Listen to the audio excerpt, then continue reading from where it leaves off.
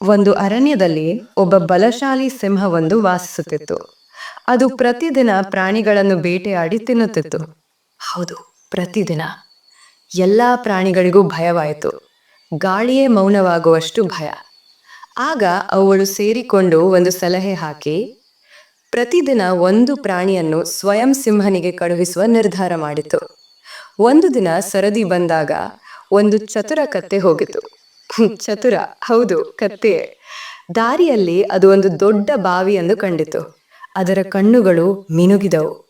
ಸಿಂಹನ ಮುಂದೆ ಹೋಗಿ ಕತ್ತೆ ಹೇಳಿತು, ರಾಜನೇ, ಇನ್ನೊಂದು ಸಿಂಹ ನಮ್ಮ ಮೇಲೆ ದಾಳಿ ಮಾಡುತ್ತಿದೆ. ಸಿಂಹ ಕೋಪದಿಂದ ಬಾವಿಯ ಬಳಿ ಹೋದಾಗ ಅದು ತನ್ನ ಪ್ರತಿಬಿಂಬ ನೋಡಿ ನಿಜವಾದ ಸಿಂಹ ಎಂದು ತಪ್ಪಾಗಿ ತಿಳಿದುಕೊಂಡಿತು.